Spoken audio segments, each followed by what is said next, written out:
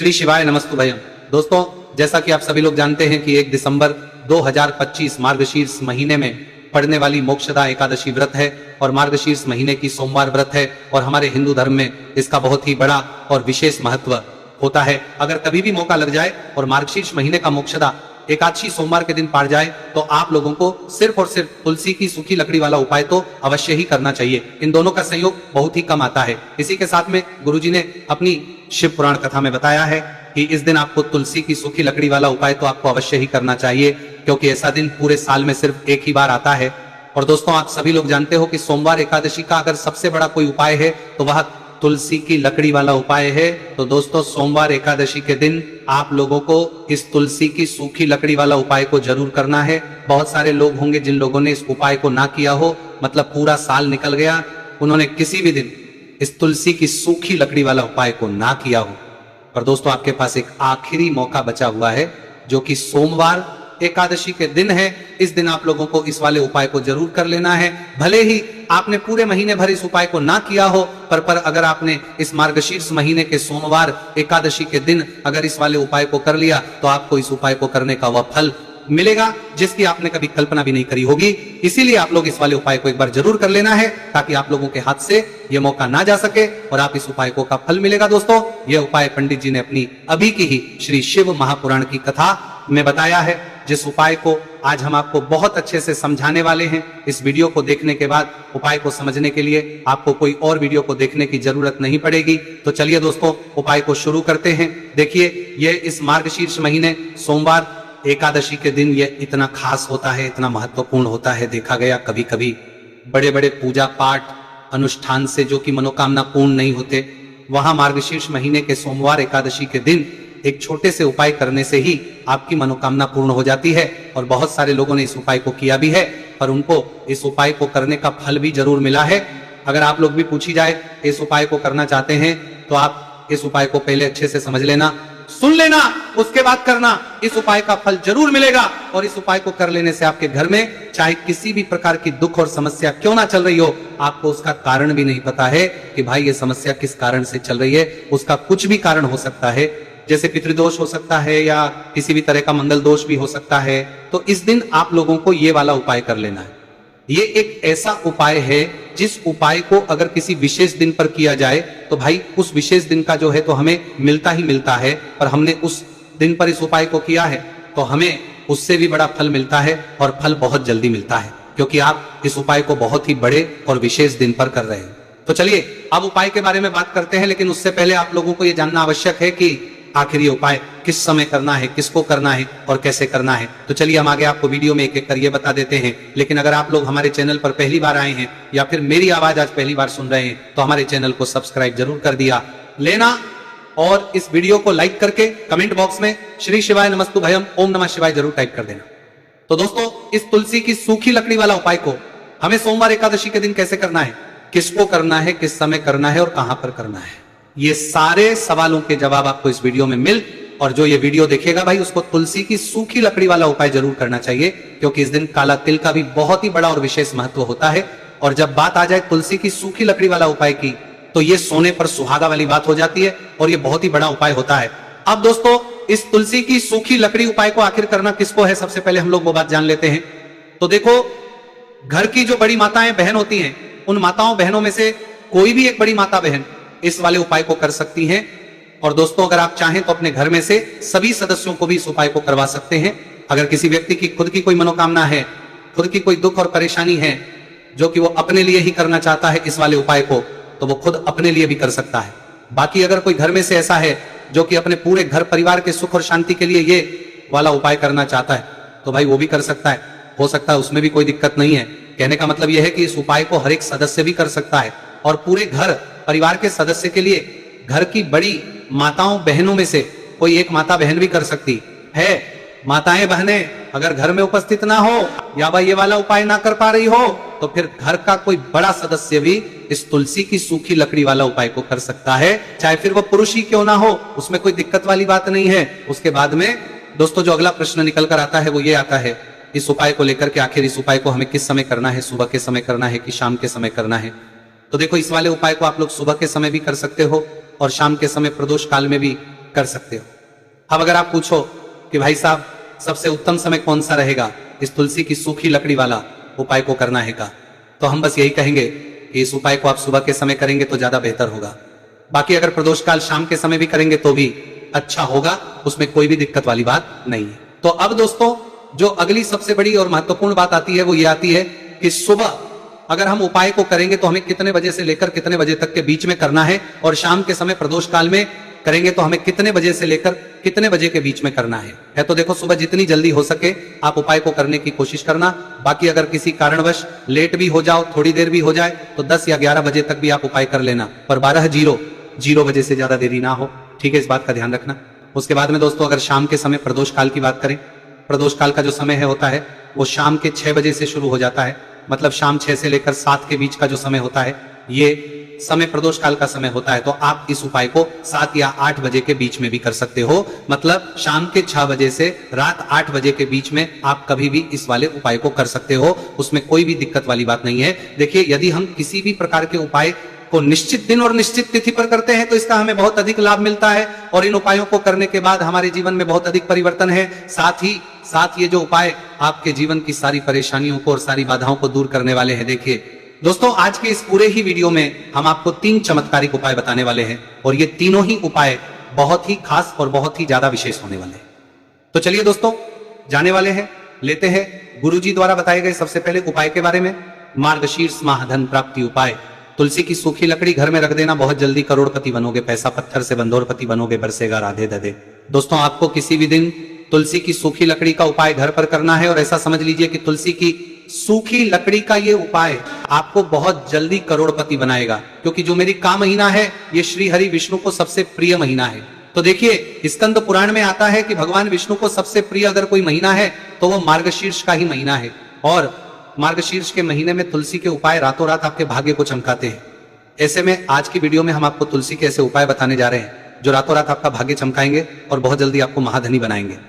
तो देखिए श्री हरि विष्णु प्रसन्न होते हैं जब भी आप माँ तुलसी से जुड़ा हुआ कोई भी उपाय करते हैं। माँ लक्ष्मी प्रसन्न होती है जब आप श्री हरि विष्णु को प्रसन्न करते हैं। अब आज की वीडियो में जो उपाय हम आपको जा रहे हैं, इस उपाय को करने से श्री हरि विष्णु तुरंत प्रसन्न होते हैं और सीधे सीधे आप माँ लक्ष्मी को प्रसन्न कर लेते हैं आपके जीवन में।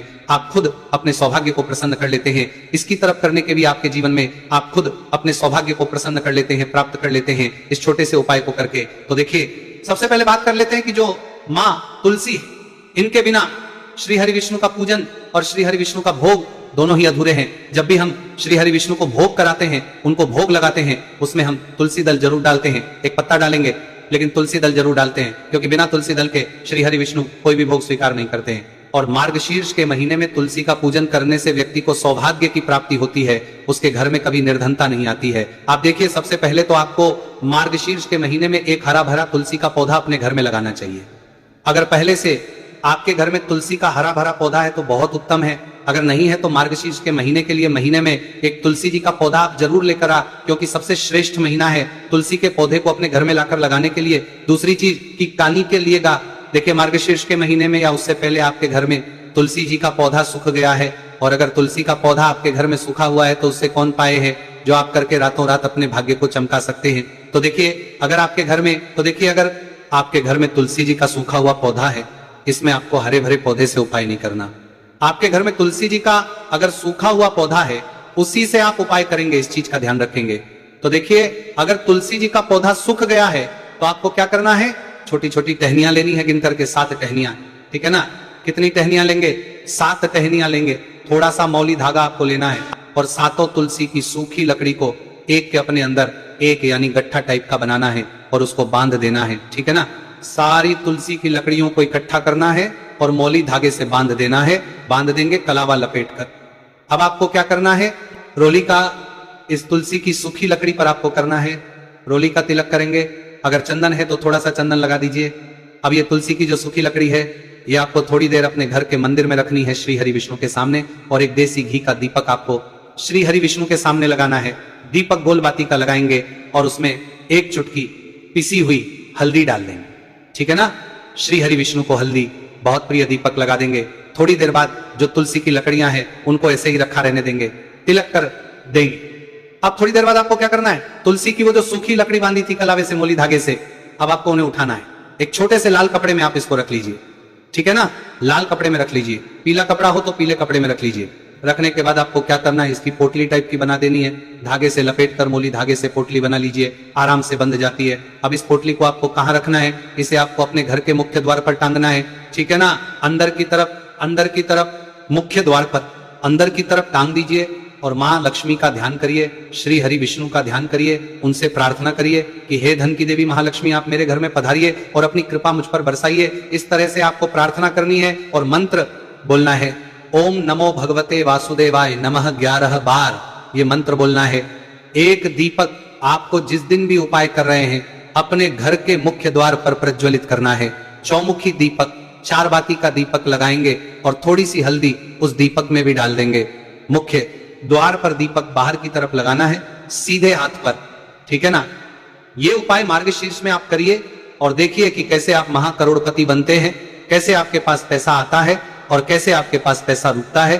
तो ये वही उपाय है जो रातों रात आपके भाग्य को चमकाएगा और आपको महाधनी बनाएगा। छोटा सा उपाय आपको महाकरोड़पति बनाएगा। आपके बाद करोड़पति है, बनते बनाया गया है, देगा। अगर सच्ची श्रद्धा से आपने इस उपाय को कर लिया, साथ ही साथ मार्गशीर्ष के महीने में अगर कोई जूते का दान कर देता है, जूते चप्पलों का कोई दान कर दे इस माह में, तो समझ लीजिए उसे हर वो वस्तु मिलती है जिसकी वो कल्पना करता है, जिसकी वो चाहता है। आपने अगर कुछ ऐसा सोचा है कि हाँ मुझे ये वस्तु या मुझे ये चीज मिल जाए, मेरी ये इच्छा पूरी हो जाए, आपकी कोई भी इच्छा अधूरी है, पूरी नहीं हो रही, तो मार्गशीर्ष माह में आप चाहे किसी एक व्यक्ति को दान करें, जूते या चप्पल का दान जरूर करेंगे और फिर देखिए कि आपका भाग्य कैसे आपका साथ देता है और कैसे आप अपने जीवन में आगे बढ़ते चले जाते हैं। तो बहुत अच्छे से उपाय आपको बताया है। अब हम बात करते हैं दूसरे विशेष उपाय की। देखिए ये उपाय भी तुलसी जी के पौधे के वहां पर करना है। आपके भाग्य का उदय करने के लिए आपके घर में धन सम परेशानियां हैं, कर्ज की समस्या अगर दिन पर दिन बढ़ती जा रही है, खत्म नहीं हो रही है, बहुत ज्यादा परेशानियां हैं, तो आपको ये उपाय करना चाहिए। देखो करना क्या है, बहुत ध्यान से समझना। आपको मात्र तांबे के पात्र के अंदर जल लेना है, उस जल के अंदर एक चुटकी आपको हल्दी मिला देनी है, ठीक है, और साथ में लेना है एक कमलगट्टा। या केवल उपाय मार्गशीर्ष सोमवार एकादशी के दिन करना है। अगर आपको ऐसा लगता है कि आपके जीवन में अष्टलक्ष्मी का वास नहीं है, भाग्य का साथ आपको नहीं मिल पा रहा है, तो आप ये उपाय शनिवार के दिन कर सकते हैं, सोमवार एकादशी के दिन भी कर सकते हैं, ठीक है। शनिवार सोमवार दोनों दिन आप ये उपाय कर सकते हैं। देखो करना क्या है, इस जल के पात्र के अंदर हल्दी डाली और एक कमलगट्टा डाला। अब आपको तुलसी जी के वहां पर जाना है। देखिए जब आप हल्दी डालोगे जल के पात्र के अंदर, तब आपको ओम नमो भगवते वासुदेवाय का 11 बार जाप करना है, फिर हल्दी डालना है। जब आप कमलगट्टा डालोगे तब आपको ओम श्री नमः या ओम महालक्ष्मी नमः इस मंत्र का जाप करते हुए कमलगट्टा डालना है, 11 बार जाप करना है, ठीक है। कमलगट्टा और हल्दी दोनों होना चाहिए। कमलगट्टा महालक्ष्मी का प्रतीक माना जाता है और हल्दी जो है वह भगवान विष्णु के निमित्त आप हल्दी डालेंगे, ठीक है। इस जल को आपको तुलसी जी की जड़ में अर्पित करना है। ओम नमो भगवते वासुदेवा का जाप करते हुए बस इतना सा उपाय करना। धन संबंधी को कोई भी परेशानियां है वह सब दूर हो, ऐसी आपको प्रार्थना करनी है। कर्ज से जुड़ी कोई परेशानी हो तो ऐसी प्रार्थना करनी है कि ये दूर हो जाए, ऐसी कामना करते हुए ये दूसरा प्यारा सा उपाय आपको करना है। तो देखो ये हो गया उपाय जो कि आप सुबह से लेकर के शाम तक कर सकते हैं। एकादशी सोमवार या शनिवार के दिन सिर्फ एक बार ही करना है। अब जो कमलगट्टे को आपको वहीं पर तुलसी जी के वहां पर रखे रहने देना है, आपको उठाना नहीं है। वो कमलगट्टा चाहे तो आप तुलसी जी के वहीं पर गांठ दें, ठीक है, तो भी चलेगा।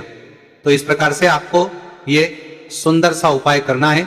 अब हम बात करते हैं तीसरे उपाय की। ध्यान न रखना ये जो दूसरा उपाय है ये आपको आपके घर में ही करना है, बाहर कहीं पर भी करके आना, ठीक है। घर में अगर तुलसी जी हो तो ही आप ये उपाय कर सकते हैं। अब आपको क्या करना है, भगवान शिव के मंदिर में जाएंगे, जो एक बेलपत्र है वो माता अशोक सुंदर वाले स्थान पर आपको अर्पित करना है। डंडे का हिस्सा जलाधारी की तरफ हो चाहिए, उस प्रकार से आपको यह बेलपत्र अर्पित करना है। जब बेलपत्र अर्पित करोगे तब आपको कुंदकेश्वर महादेव का नाम लेना है, माता अशोक सुंदरी वाले स्थान पर, ठीक है। आप जो चावल के दाने हैं, जो अक्षत लेकर आए हैं, वो भगवान शिव के शिवलिंग पर आपको अर्पित करना है। जब आप अर्पित करोगे तब आपको बृहस्पति शबर महादेव का नाम लेना है। बृहस्पति शबर महादेव ही एक ऐसे महादेव है जो आपके गुरु ग्रह को मजबूत करता है। तो आपको इस प्रकार से अर्पित करना है और अंत में एक लोटा जल धीरे धीरे पतले दरा से बृहस्पति शवर महादेव का स्मरण करते हुए या श्री शिवाय नमस्तु भयम का जाप करते हुए आप अर्पित करें। ये केवल और केवल सोमवार एकादशी के दिन किया जाता है और ये उपाय बहुत ही ज्यादा प्रभावशाली है। ध्यान रखना, हल्दी का उपयोग मत करना, चावल में पीला करना है, चावल को तो पीला चंदन ही होना चाहिए, ठीक है। अब ये जो उपाय जो भी करता है निश्चित तौर पर उसके जीवन के सारे अंधकार दूर होते ही होते हैं, उसको सफलता भी मिलती है, बृहस्पति मजबूत होते हैं, किस्मत का साथ उसको मिलने लगता है। ये उपाय प्रदोष काल के समय करते हैं तो और लाभकारी सिद्ध होता है। तो दोस्तों ये थे पूज्य गुरु जी द्वारा बताए गए कुछ बहुत ही खास उपाय। अगर आपको जानकारी अच्छी लगी हो तो वीडियो लाइक करिएगा। मिलते हैं फिर एक नए वीडियो के साथ। श्री शिवाय नमस्तु भयम।